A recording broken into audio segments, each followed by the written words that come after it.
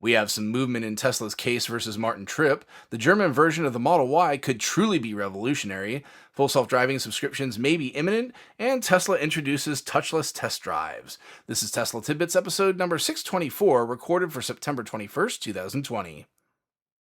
The show is sponsored by my supporter Richard. If you're in the market for a new Tesla, please consider using his referral code. Ask your salesperson to use code Richard174 or go direct to the web link ts.la/Richard174 and pick up a 1,000 mile supercharging credit for your new vehicle.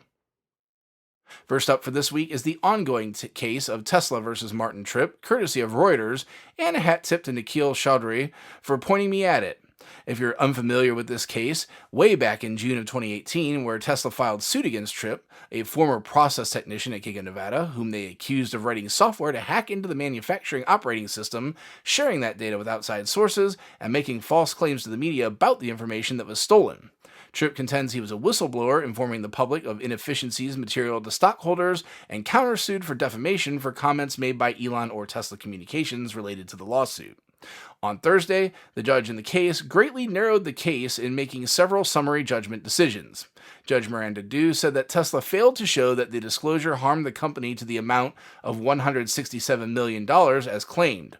However, still very much in play is that Tripp's disclosure may have violated a Nevada computer crimes law and that this may still justify punitive damages. Dew then also threw out the defamation countersuit entirely, saying that none of the statements that were made were false, and Tripp also could not show malice either. It would appear that the most damaging accusations made from both sides have been nullified, but with the computer crime claims still out there, Tripp is not out of the woods yet. Looks like we're coming to the end of the case with the accusations being pared down. I'll continue to keep you updated until the end. We shift to Teslarati for some Model Y news that may echo across the car industry. Tesla had already made a major advancement in creating a two-piece design that it intended to reduce to a single-piece design for casting the rear quarters of the Model Y, compared to 70 or such so pieces on Model 3. However, it's been discovered that the improvements may not be done just yet. Elon has already publicly said that the Model Y that eventually is produced at Giga Berlin will be a completely redesigned vehicle. The reason for this may have been revealed in an interview with a leading figure in the construction of the Giga Berlin plant, Evan Horetsky. He was asked by TeslaMag.de if the Model Y would be cast entirely in one piece. He denied this, but went on to say that the front portion of the Model Y would also be constructed of a single stamping process as the rear is now. If true, most of the structure of the vehicle will be completed in 3 shots of a stamping press. This assumes that each rear quarter is 1 shot and the full front, as referenced in the article, is a single shot. This may be 2 stamps as the rear is, which is an assumption that I'm making, but may be wrong in light of the text of the article. Regardless, most of the structure of the car will be manufactured in the time it takes most of us to get ready for work in the morning, which will greatly increase production speed and quality of what ostensibly will be Tesla's most popular vehicle for the foreseeable future. We stay with Teslarati for our next story, where it seems that the full self-driving subscriptions that have been talked about may be ready for use soon.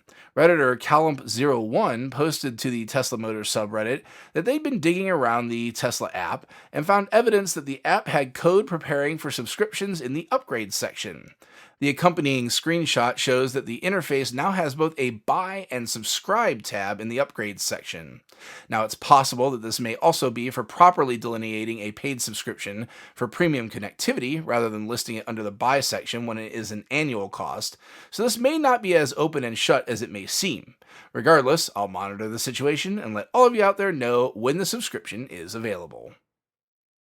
Our final story for the day comes from Twitter, where Eli Burton found that Tesla has implemented a novel but amazing system to get cars into people's hands for test drives. Given the current climate surrounding COVID concerns, Tesla has been sending off customers on their own with the cars for 30-minute test drives without having any sales personnel in the vehicle.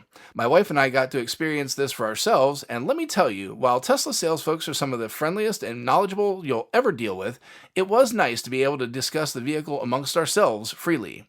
They have now taken this a step further, as Eli details. With my experience, I did still have to interact with some humans a little bit.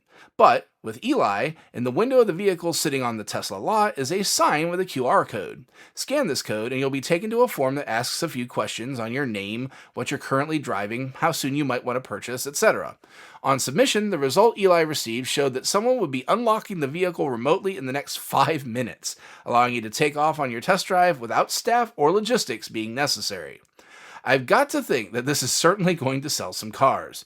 Even though, again, the Tesla sales experience is amazing, the company is allowing the vehicle to speak for itself, and prospective buyers can avoid any interaction at all with sales until they're ready.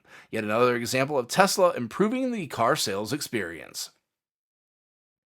That'll do it for today's show. Thanks to all my patrons supporting the show at patreon.com/Tesla Tidbits. And as always, a special shout out for all the super patrons supporting the show at the $10 plus level.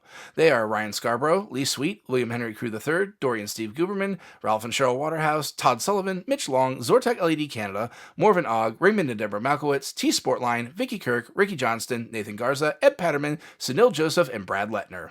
If you have feedback for me, the best way to be heard is to tweet at Tesla Tidbits and use the hashtag AskTeslaTidbits if you'd like your question to be considered for the show. Until next time, keep it charged and hit the road.